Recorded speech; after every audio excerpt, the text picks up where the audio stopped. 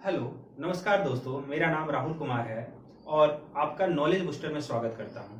यहां आपको प्रतिदिन 25 क्वेश्चन का सेट प्रैक्टिस के लिए मिलेगा, जिसमें आपको जीके, जीएस, साथ ही साथ करंट अफेयर के क्वेश्चन होंगे, जो पिछले कुछ वर्षों में प्रतियोगिता परीक्षाओं में पूछे गए क्वेश्चनों का समावेशन किया गया है और जो आने वाली एग्जाम में इसका महत्व बहुत ज्यादा होगा। तो दोस्तों, इसमें आप प्रतिदिन 25 क्वेश्चन का सेट लगाएंगे। मैं उसमें ब्रीफ डिस्कशन करूंगा। साथ ही साथ हम सभी मिलकर अच्छा काम करेंगे और आने वाली प्रतियोगिता परीक्षाओं में सफल होने का पूरा प्रयास करेंगे। ठीक है दोस्तों, ऑल द बेस्ट। और अगर आपको हमारा वीडियो पसंद आएगा तो आप उसको लाइक कीजिए, सब्सक्राइब कीजिए। धन्यवाद। चलिए दोस्तों, पहला प्रश्न लेते हैं। सिंधु घाटी सभ्यता भारत की सर्वाधिक प्राचीन सभ्यता है। निम्नलिखित में से कौन सा स्थल सिंधु घाटी सभ्यता का भारत में सबसे बड़ा स्थल है? Option A Harappa, option B Mohenjodaro, option C Rakhigarhi, option D Dholavira. इसका दोस्तों सही आंसर होगा राखीगढ़ी। राखीगढ़ी वर्तमान में हरियाणा में है। अगर क्वेश्चन ये पूछता कि सिंधु घाटी सभ्यता का सबसे बड़ा स्थल कौन सा है, तो इसका आंसर होता मोहनजोदड़ो, जो कि वर्तमान सिंध पाकिस्तान में है। और दोस्तों, सिंधु घाटी सभ्यता को ही हड़प्पा सभ्यता कहा जाता है और काशी युगीन सभ्यता के भी नाम से जाना जाता है। अगला प्रश्न हम लेते हैं। किस शासक ने राष्ट्रकूट राजवंश की स्थापना की? Option A Amoghavarsha, option B Dantidurga, option C Govind तृतीय, ऑप्शन डी इंद्र तृतीय। दोस्तों, इसका सही आंसर होगा दंती दुर्ग। राष्ट्रकूट राजवंश की राजधानी थी मान्यखेट। ठीक है दोस्तों, अगला प्रश्न। कांग्रेस के किस अधिवेशन में पहली बार मौलिक अधिकारों से संबंधित प्रस्ताव पारित किए गए?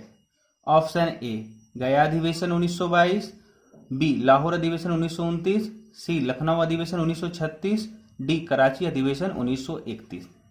दोस्तों, इसका सही आंसर होगा कराची अधिवेशन 1931, जिसकी अध्यक्षता सरदार वल्लभ भाई पटेल ने की थी। बात किया जाए गया अधिवेशन 1922 का, तो इसका अधिवेशन की अध्यक्षता चित्तरंजन दास ने किया था। और अगर बिहार में बात किया जाए तो कुल 2 ही अधिवेशन हुए हैं, एक 1912 का बांकीपुर अधिवेशन और दूसरा गया अधिवेशन। और लाहौर अधिवेशन 1929 में पंडित जवाहरलाल नेहरू ने इसकी अध्यक्षता की थी, जिसमें पूर्ण स्वराज की मांग को स्वीकार किया गया था। अगला प्रश्न। ऋग्वेद के 9वें मंडल का संबंध किस देवता से है? Option A Agni, option B Varun, option C Indra, option D Soma. दोस्तों, इसका सही आंसर होगा सोम। ऋग्वेद में कुल 10 मंडल हैं, 1028 सूक्त और 10,462 ऋचाएं हैं। ठीक है दोस्तों, और टोटल 10 मंडल में 2-3 मंडल जो बार बार एग्जाम में पूछा जाता है, एक 10वां, दूसरा 7वां, तीसरा और चौथा 9वां मंडल। तो 9वां मंडल तो हम लोगों ने जान लिया। तीसरे मंडल में सावित्री की चर्चा है, जहां से ओम भूर्भुवः स्वः लिया गया है मंत्र हमारा। 7वें में 10 राग युद्ध का वर्णन है और 10वें मंडल में वर्ण व्यवस्था की चर्चा की गई है। अगला प्रश्न लेते हैं दोस्तों। नादिर शाह का आक्रमण किस मुगल बादशाह के काल में हुआ था? ऑप्शन ए शाहजहां द्वितीय, ऑप्शन बी आलमगीर द्वितीय, option C Ahmad Shah, option D Mohammad Shah. इसका सही आंसर होगा दोस्तों मोहम्मद शाह। मोहम्मद शाह के ही समय में नादिर शाह ने सन 1739 पे आक्रमण किया था, जिसमें करीब उन्होंने 70 करोड़ रुपए लूटे थे। और साथ ही साथ शाहजहां का बनाया हुआ एक सिंहासन, जिसका नाम था तख्ते ताउस, उसको वो अपने साथ ईरान ले गया था। और नादिर शाह को ईरान का नेपोलियन भी कहा जाता है। अगला प्रश्न देखते हैं। नाथपा झाकड़ी जल परियोजना किस राज्य में स्थित है? Option A Uttarakhand, option B Sikkim, option C Himachal Pradesh, option D Arunachal Pradesh. दोस्तों, इसका सही आंसर होगा हिमाचल प्रदेश। नाथपा झाकड़ी जल परियोजना हिमाचल प्रदेश में सतलज नदी पर स्थित है। अगर उत्तराखंड की बात किया जाए तो उत्तराखंड में भारत का सबसे बड़ा गुरुत्वीय बांध स्थित है, जिसका नाम है भाखड़ा नागल, और ये जो भागीरथी नदी पर स्थित है। ठीक है दोस्तों, अगला प्रश्न। कौन सी जनजाति दीपावली को शोक का त्यौहार मानती है? ऑप्शन ए खासी, बी मुंडा, सी भील, डी थारू। दोस्तों इसका सही आंसर होगा थारू जनजाति। ठीक है। और अगर बात किया जाए खासी जनजाति की, तो खासी जनजाति आपको पाई जाएगी मेघालय में। मेघालय में कुल 3 जनजातियां 3 पहाड़ों पर पाई जाती है, गारो, खासी और जैंतिया। ठीक है दोस्तों। मुंडा आपको झारखंड में मिलेगा और भील जो है आपको वर्तमान में गुजरात के और राजस्थान के क्षेत्रों में मिलेंगे। अगला प्रश्न लेते हैं। 2011 की जनगणना के अनुसार निम्नलिखित जनजातियों में कौन सबसे बड़ा समूह है? Option A Bhil, option B Gond, option C Santhal, option D नेचकदा। दोस्तों इसका सही आंसर होगा ऑप्शन ए भील। ठीक है दोस्तों, इसमें लोग बहुत कंफ्यूज हो रहे हैं। कोई बोलता है भील, कोई बोलता है गोंड, लेकिन दोस्तों गोंड पुराने आंकड़ों के अनुसार है और नए डाटा के अनुसार भील ही होगा इसका आंसर। अगला प्रश्न लेते हैं। निम्नलिखित में कौन सी नदी भूमि बंधित है? Option A Ganga, option B Kaveri, option C Luni और ऑप्शन डी कोसी। इसका दोस्तों सही आंसर होगा लूनी। लूनी नदी राजस्थान के अरावली पहाड़ी से निकलती है और अरावली पहाड़ी से कुल 3 नदियां निकलती है। इसके पूर्व से बनास, पश्चिम से माही नदी और लूनी नदी निकलती है। ठीक है दोस्तों, हम लोग अगला प्रश्न लेते हैं।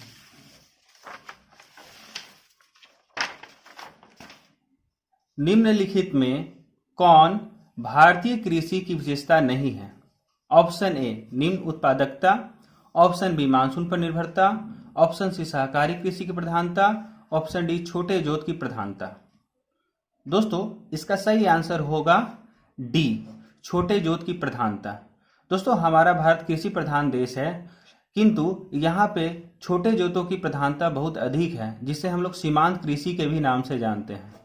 लगभग पूरे भारत में कुल किसान का 2/3 भाग सीमांत जोत के अंतर्गत आता है। सीमांत जोत कहने का अभिप्राय होता है वह कृषि जोत भूमि जिसका आकार 1 हेक्टेयर से कम हो।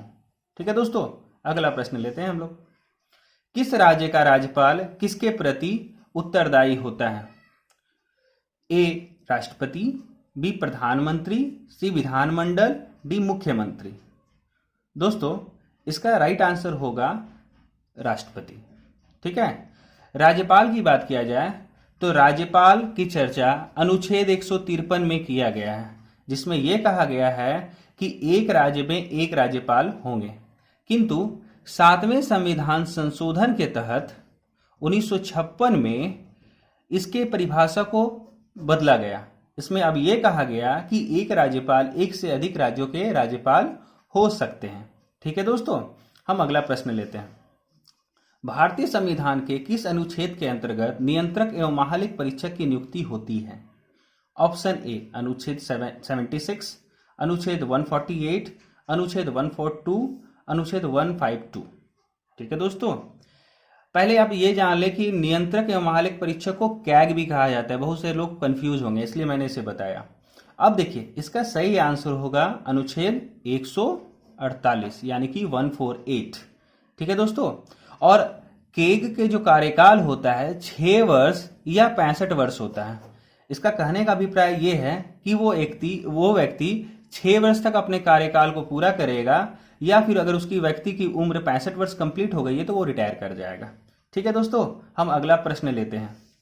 भारतीय संविधान की 6वीं अनुसूची में जनजातीय क्षेत्रों के प्रशासन के प्रावधान हैं। निम्नलिखित में कौन सा राज्य इस अनुसूची के अंतर्गत नहीं आता है? Option A Assam, option B Manipur, option C Meghalaya, option D Tripura. दोस्तों इसका राइट आंसर होगा मणिपुर। ठीक है, इसके बारे में थोड़ा जान लें कि 6वीं अनुसूची में 4 राज्यों का वर्णन किया गया है। कौन कौन से राज्य हैं? असम, मेघालय, त्रिपुरा और मिजोरम। ठीक है दोस्तों, ये 4 राज्यों की चर्चा की गई है। अगर ये 4 राज्य हमें अगर याद हो तो और भी कोई ऑप्शन आएगा तो उसको हम कट कर सकते हैं। इसका एक ट्रिक भी टाइप का आप याद कर सकते हैं, ATMM। ATM क्यों मैंने बोला? असम, त्रिपुरा, मेघालय और मिजोरम। आप ATM से क्या लाने जाते हैं? पैसा। तो एम फॉर मनी, लेकिन मनी से मणिपुर में कंफ्यूज ना होना। ठीक है दोस्तों, अगला प्रश्न हम लोग लेते हैं। लोक लेखा समिति अपनी रिपोर्ट निम्नलिखित में से किसे प्रस्तुत करती है? ऑप्शन ए संसदीय मामलों के मंत्री को, ऑप्शन बी भारत के राष्ट्रपति को, ऑप्शन सी राज्यसभा के सभापति को और ऑप्शन डी लोकसभा के अध्यक्ष को। दोस्तों इसका सही आंसर होगा लोकसभा के अध्यक्ष को। लोक लेखा समिति को लघु लोकसभा कहा जाता है क्योंकि इसका टोटल सदस्यों की संख्या 22 होती है, जिसमें 15 लोकसभा के और 7 राज्यसभा के सदस्य होते हैं और इसका कार्यकाल 1 वर्ष का होता है। और अभी वर्तमान में लोक लेखा समिति के अध्यक्ष कौन है? तो अधीर रंजन चौधरी जी हैं। ठीक है दोस्तों, अगला प्रश्न लेते हैं हम लोग। वित्तीय आपातकाल की घोषणा को संसद द्वारा मंजूरी के लिए किस प्रकार की बहुमत की आवश्यकता होती है? ऑप्शन ए सामान्य बहुमत, ऑप्शन बी विशेष बहुमत, ऑप्शन सी 2/3 बहुमत और ऑप्शन डी 2/3 तथा आधे से अधिक राज्यों का अनुमोदन। दोस्तों इसका सही आंसर होगा सामान्य बहुमत। ठीक है, टोटल बहुमत 3 टाइप के होते हैं, एक सामान्य बहुमत, दूसरा 2/3 बहुमत और तीसरा 2/3 तथा आधे से अधिक राज्यों का अनुमोदन। ये 3 ही तरीके से संसद में संशोधन किया जाता है। अगला प्रश्न, मनुष्य में ब्लू बेबी सिंड्रोम किसकी अधिकता के कारण होती है? ऑप्शन ए पारा, option B cadmium, option C arsenic, option D nitrate. दोस्तों इसका सही आंसर होगा नाइट्रेट। और अगर कैडमियम की अधिकता के कारण कहा जाए तो इटाई रोग होता है। ठीक है दोस्तों, और अगर पारा का बात किया जाए तो पारा से क्या होता है? सही बोल रहे हैं दोस्तों, मिनी माता रोग। ठीक है, आर्सेनिक तो ये जल प्रदूषित करती है जिससे बहुत तरह की बीमारियां उत्पन्न होती है। हम लोग अगला प्रश्न लेते हैं। मनुष्य के शरीर में सबसे बड़ी कोशिका होती है? ऑप्शन ए नेफ्रॉन, बी तंत्रिका कोशिका, सी पेशी कोशिका, डी इनमें से कोई नहीं। दोस्तों इसका सही आंसर होगा तंत्रिका कोशिका। ठीक है, और सबसे बड़ी अगर कोशिका की खोज बात किया जाए तो इसकी खोज किसने किया था? तो रॉबर्ट हुक ने। चलिए दोस्तों हम लोग अगला प्रश्न अब लेते हैं। लोलक की कला अवधि निर्भर करती है? द्रव्यमान के ऊपर, बी लंबाई के ऊपर, सी समय के ऊपर या डी तापक्रम के ऊपर। चलिए दोस्तों बताइए। इसका आंसर होगा बी लंबाई के ऊपर। ठीक है दोस्तों, अगर बात किया जाए लोलक की तो लोलक की लंबाई गर्मी में बढ़ जाती है जिससे ये सुस्त पड़ जाती है, और इस सर्दी के मौसम में इसकी लंबाई घट जाती है जिससे इसकी गति बढ़ जाती है। तो इस टाइप के क्वेश्चन भी पूछते हैं, कब वो सुस्त होती है, कब वो गति उसकी तेज होती है, तो आप देख सकते हैं। अगला प्रश्न, हाइड्रोलिक ब्रेक किस नियम पर आधारित है? ऑप्शन ए बर्नौली का नियम, ऑप्शन बी पास्कल का नियम, ऑप्शन सी आर्किमिडीज का नियम या ऑप्शन डी स्टोक्स का नियम। चलिए दोस्तों आप अपना आंसर देखेंगे। इसका आंसर हो जाएगा जी पास्कल का नियम। ठीक है दोस्तों, जो कि किस सिद्धांत पे काम करता है? तो द्रव्य दाब सिद्धांत के ऊपर ये काम करता है। अगला प्रश्न हम लोग लेते हैं। रेडियो एक्टिविटी की खोज किसने की थी? Option A madam Curie, option B Henri Becquerel, option C Pierre Curie, option D Rutherford. दोस्तों इसका सही आंसर होगा हेनरी बेकुरल ने। और अगर मैडम क्यूरी की बात किया जाए तो मैडम क्यूरी ने रेडियम का आविष्कार किया था। ठीक है, आगे बढ़ते हैं।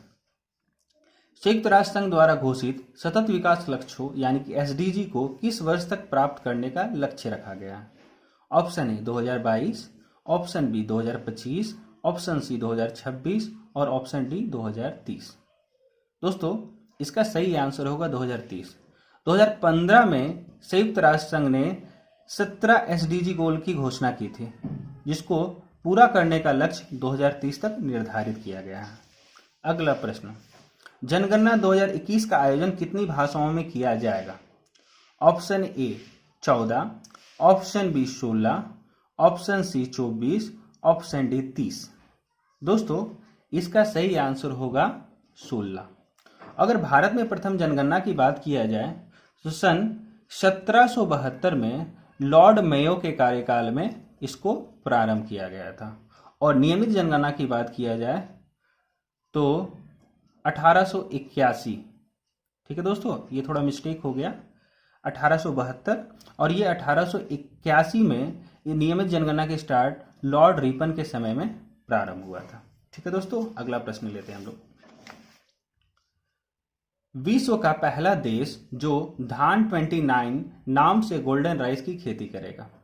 Option A Nepal, option B Bharat, option C Bangladesh, option D चीन।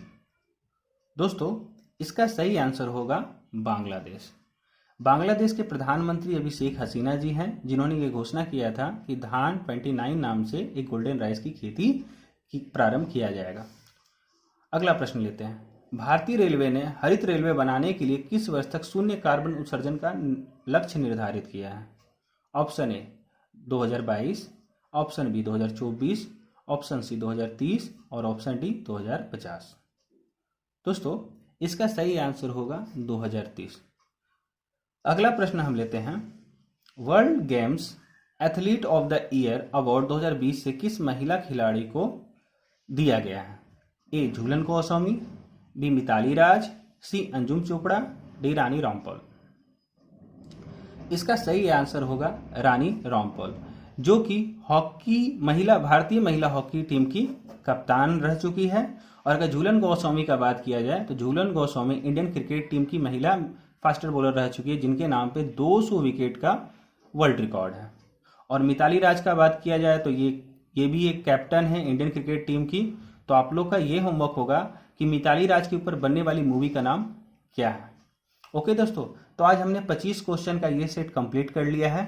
और अगर आपको पसंद आ रहा है तो प्लीज़ सब्सक्राइब करें और लाइक करें। और कल आपको शाम में 6 बजे फिर नए सेट के साथ हम आपसे मिलेंगे। ओके दोस्तों, धन्यवाद।